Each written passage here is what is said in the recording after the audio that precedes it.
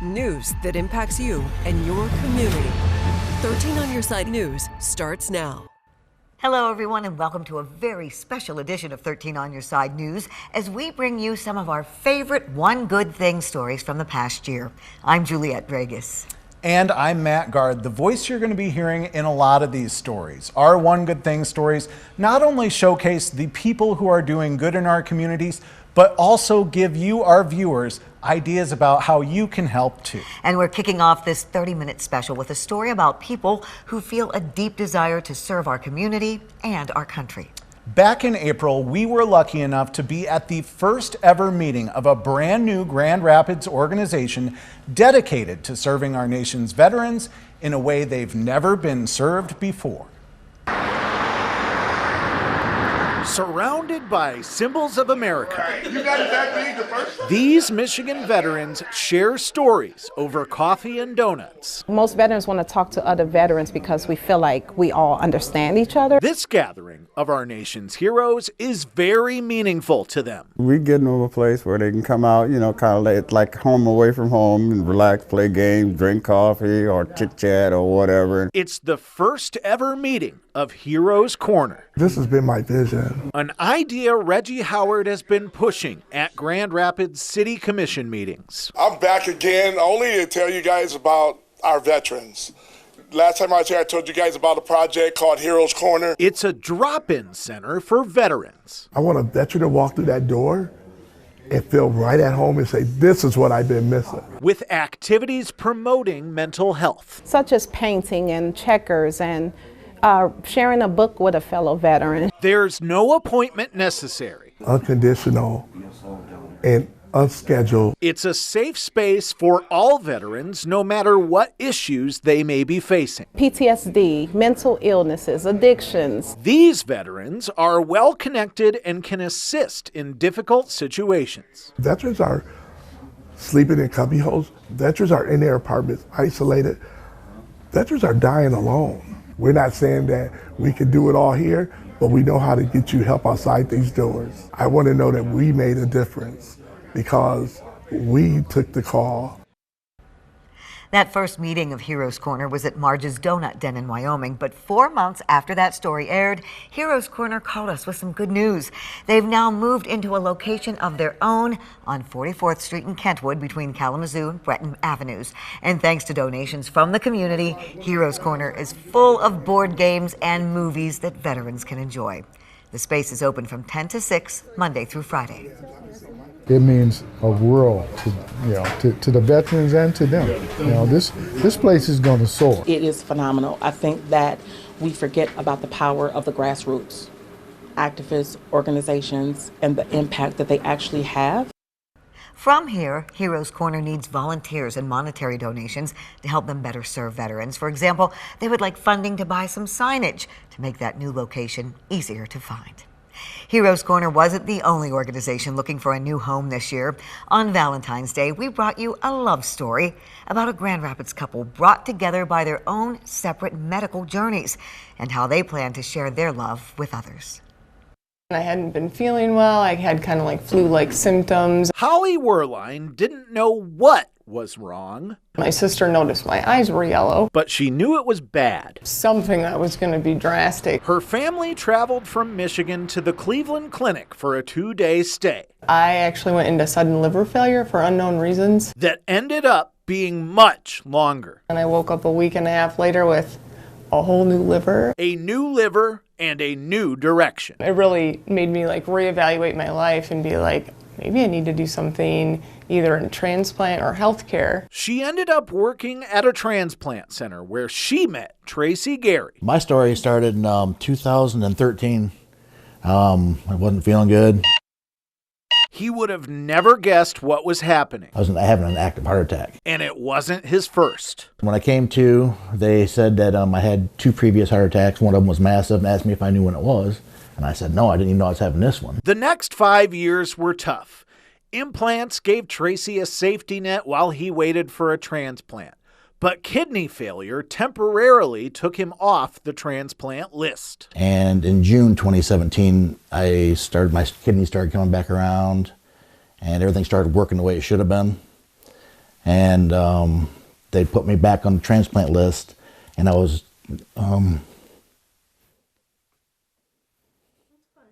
Tracy still gets choked up thinking about it. I was #1 in the state of Michigan for my size, body size, and my blood type. He needed to talk to someone who knew what he was going through, and he thought of Holly. I just, I called her and said, hey, you want to do lunch sometime? So she's like, yeah, sure. So we met at the Old Goat. The Old Goat in Grand Rapids. And we've been together every day pretty much since. Yeah, ever since then. While Tracy was sharing his heart with Holly, May 5th, 2018, I got the phone call. he finally got word about his new heart. Ecstatic because, it was my second chance at life. Third chance, fourth chance, whatever you want to call it. It was my hope. Not long after that, the Garys said I do. Meant to be. At a Donate Life themed wedding. Our cupcakes, we had blue ones and green ones, and the colors of the Donate Life. With some special guests. My donor's mom and his daughter actually came to the wedding. Their marriage comes with a mission. It's called the Transplant House of West Michigan. Something other major medical cities have, but there's not one here. This is something that needs to happen in Grand Rapids. A place where families of transplant patients can stay. It's the part of the transplant that no one thinks about. A home away from home, offering comfort and community. It always helps to have someone that knows what you're going through. It's a way for the Garys to give back. We're both still here for a reason, and we need to find out why, and this is what we think is it. Almost 9 months after that story aired, we got a call back from the Garys. They told us they've closed on a home that will eventually become the Transplant House of West Michigan. It's located on Leonard Street near the corner of Fuller Avenue. It's about a 5 to 10 minute drive from Medical Mile, and it's walking distance from restaurants and grocery stores. They say the location's perfect for the patients and families who will stay at the Transplant House while they wait for treatment, and it will be available to them for a fraction of what a hotel would cost.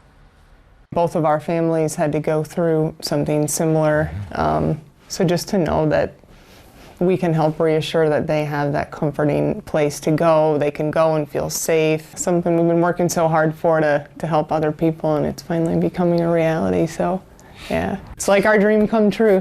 When it's fully renovated, the Transplant House will have multiple bedrooms and a common area. They are still looking for a contractor to do the work they need and donations to pay off the rest of the house. A former star athlete from Muskegon Catholic Central High School has been changing lives around the state, and he still is, even after the end of his own life, thanks to a 2-word mantra that he left behind.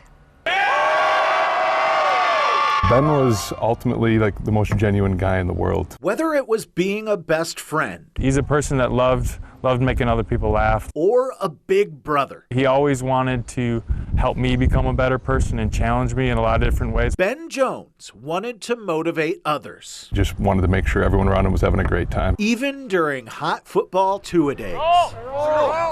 Everyone was kind of, dragging their feet on the way to practice, and he comes out and he yells, "Hey guys, can you believe this? We get to play football today." Those 2 words, get to, became Ben's life motto. He brought that with him, in college when he played football at Hillsdale. He would come out and say the same things. He also preached get to when he became a coach. That's just been how he's lived his life. Until August 19th, 2020. Ben was killed by a drunk driver. He was just driving home from meeting with one of his players. We had to figure out how we could move forward without our best friend, my brother. Ben's loved ones are on a crusade to keep his get-to attitude alive. We were going to do something to make an impact and turn something so tragic into something beautiful. With a foundation that bears that mantra. Right now we're focused on scholarships for deserving high school students that represent that get-to attitude. The foundation also offers grants like the one awarded to the Ted Raspberry Youth Baseball League in Grand Rapids. We helped them build 2 new baseball fields with the $10,000 we donated. And that's just a small example of something that we're looking to do and build on throughout the state of Michigan. Kindness in memory of a man who wanted kids to get to follow their dreams. He would be so proud and beyond grateful that this is just something that's going to live forever. If you would like to help the Get To Foundation or apply for one of their scholarships or programs, we have the link at 13onyourside.com. They have a love for their community that's hard to find. Coming up next in our One Good Thing special, how two women set out to give a big hug to the west side of Grand Rapids, and how local students gave that hug right back. Two former school staff members from the west side of Grand Rapids were on a grassroots mission this year to show some love to their local public schools. They put out the call for help to their neighbors, and they were thrilled about how Westsiders responded.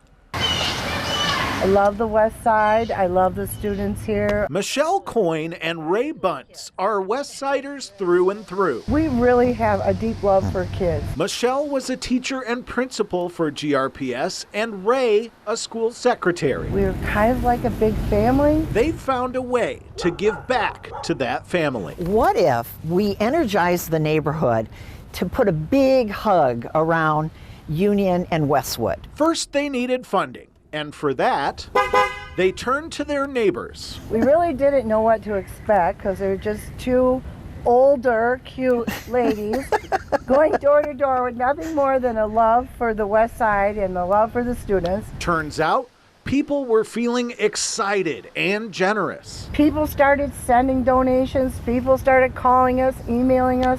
Everybody wanted to be a part of it. They turned that money into a pizza party for the Union football team.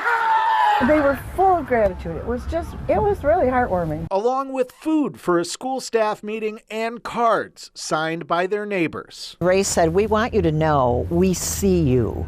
We know what your struggle is like. We know what the pandemic has done to teachers and children." And I think they really appreciated just having some acknowledgement. They say it's all about community spirit and showing love for each other. You can't do everything, but you can do something.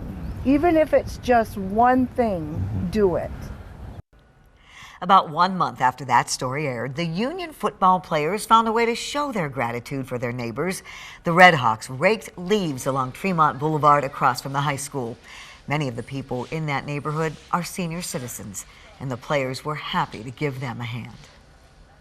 When we get people coming out here, giving us pizza and doing stuff they don't got to do for us, and it just means a lot knowing we got people who support us. It shows that they have our back and stuff. Like, just giving back to them, it just feels good. Ray and Michelle also held a get-to-know-your-neighbors party that same week to celebrate the end of the project. Also on the west side, there's a historic baseball field where legends like Satchel Paige and Kirk Gibson once played. Once neglected, it's become a community space again in the last few years, and its caretakers have even bigger plans for it.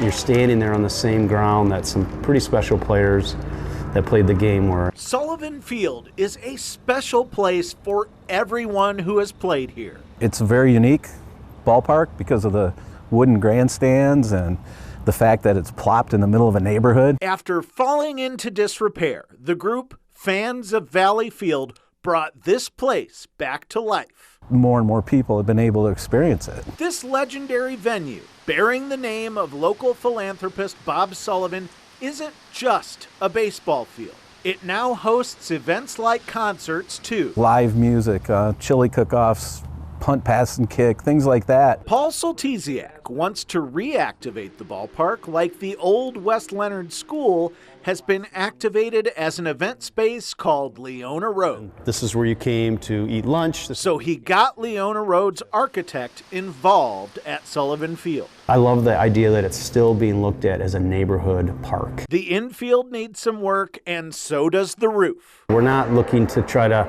make it a super fancy ballpark. We're trying to kind of keep the essence that makes it what it is. But the field could also get some neat new features in the years to come. We would like to see, a pavilion/ice rink here. Just as it was many years ago. And it's our hope to someday even have a museum here. They hope Sullivan Field will keep wowing crowds for years to come. What's really cool is when you see people who haven't been here in a while, and it's like, oh my gosh, look at this place. Now, since that story originally ran, the city of Grand Rapids announced it will enter into a contract with Rockford Construction to renovate Sullivan Field. The fans of Valley Field are on a fundraising campaign to pay for those upgrades. A playground on the lakeshore has everything a child could ever want, and there's a good reason for that. Up next on this One Good Thing, how a classroom full of preschoolers designed this place and who they're dedicating it to. In September, a new playground opened outside an Oceana County school. It looks like it was designed by children, and that's because it was. The students at the school picked out every last detail because they wanted to make sure the playground would be exactly what a good friend of theirs would have wanted. Bella was an amazing little girl from the moment she walked into our classroom. Bella Durga was a light in her community. Super rambunctious, happy. With a love for Disney and just about everybody. There was not one person that she wouldn't love. She gave that love for all 5 years of her life. Things change fast. Until Bella passed away from SUDC. Sudden, unexplained death of a child. There was just a sound of sheer mourning in my classroom. The community sprang into action right away. To have support like that from so many people, it was almost like we were embraced with a warm hug. The kids at New Era Christian wanted to help too. I said, well, what would Bella do? What would Bella want? And what they said is she'd want her parents to smile again. And I said, well, how would you get them to smile again? And they said, well, you know, it was so cute that Bella, she would complain about not having anything to play with on a playground. They started thinking about what Bella would want on a playground. They'd have to have little bouncy animals that they can chase each other on. And what about a fairy garden? And I drew it up. That's when the Durgas told the school they wanted to do something good with the donations they'd received. I brought the drawing and I slid it across the table. The tears started falling for all of us. It took a summer. 6 to 8 weeks of work, by a lot of different people. To make Bella's Place a reality. Nobody has worked harder on this project than Jordan. He pretty much got the children handed him an idea and he ran with it. It's all there, from the sandbox to the play barn. It's just been a real blessing. The kids love it, and they know it's called Bella's Place. Are we going to Bella's Place today? Just the way Bella would have wanted it. She just enjoyed life, and I think that's what the students here get to do every day. The Durgas want other parents whose children passed of sudden unexplained death of a child to know they're not alone. And they want everyone to live like Bella, to be happy, loving, and giving. A Montcalm County man is using his unique talents to make sure fallen heroes are never forgotten. And he was willing to offer a pretty amazing incentive to people who helped him out with his project. And that's coming up next on One Good Thing. A Montcalm County man is using his talents to honor fallen heroes. And over the summer, he enlisted an army of people to help him make it all happen. The front lines in his endeavor are in his workshop. It's something my dad taught me to do. Doug Pickle works with wood as a hobby. The woods come to life and they tell the story. But the plaques he makes are good enough that some hang in museums. There's 50 hours total into each one. He makes them specifically for family members of fallen heroes. We're going to remember their name. We're going to say their name every day. In 2011, that list of names grew. And this weekend, we lost 30 of them when their helicopter crashed during a mission in Afghanistan. A Taliban rocket hit that helicopter, killing those 30 American servicemen, 1 U.S. Navy K-9, and 7 members of the Afghan National Army. There's a guy from Michigan on it. Honoring those service members is Doug's latest project. My purpose comes through. And I see that hope that the family gets. Doug isn't the only one with purpose. It's a neat way to preserve a picture that can last a long time. When he's done carving, his neighbor, Jeannie Thornhill, uses this machine to etch the names and images of our nation's heroes. It's emotional for me. My granddad put in 36 years in the Army. His image is immortalized in her workshop. It means a lot to honor these guys. A single plaque costs $300 to make, so Doug's upping the ante on fundraising. Come out and pick on me. Let's have fun. He's growing his hair and beard out, and whoever makes the biggest donation will get to decide what color he dyes it. It's all worth it to Doug to remember the fallen. It's always been said that you die twice. The first time when you pass away, and then the second time is the last time somebody says your name. Not on my watch. Doug's fundraiser brought in $4,000. That helped Doug make 43 Purple Heart plaques, enough to give to the families of those who died in that helicopter crash and those who died in an attack at the Afghan airport last year. Doug and a friend will drive across 13 states to hand deliver those Purple Heart plaques in June. And you probably want to see how his hair turned out. Well, here it is. Cindy Holliday from Julie's Hair Salon in Rockford dyed Doug's hair and beard for free, and he wore that look to his 7-Up deliveries to Alpine Avenue, Meijer, and Walmart. Rolling Thunder, Chapter 4 out of Muskegon, got to pick that design. It's time now to bring back our Matt Gard. And Matt, that last update was exactly the kind of thing you're keeping in mind when you put this special together. Yeah, Juliet, we wanted this to be a love letter to everyone who has seen these stories over the past year and has found it in their heart to help. The best thing that could happen to me at work is to hear from somebody who I interviewed that the community showed up and helped them help other people. And that's what you are looking for when you decide stories you're going to do. Yeah, it's not just positive news. I'm looking for extremely personal and powerful stories that serve as a call to action for the community. That's what I want One Good Thing to be. And if someone has a story like that, what is the best way to get a hold of you? You can send an email to onegoodthing@13onyourside.com. I get a lot of those emails, but I do my best to read and respond to all of them. If I can't do your story for whatever reason, oftentimes I try to find somebody who can. Thank you, Matt. And thank you for tuning in. Be on the lookout for more One Good Thing stories in our 5 p.m. newscasts.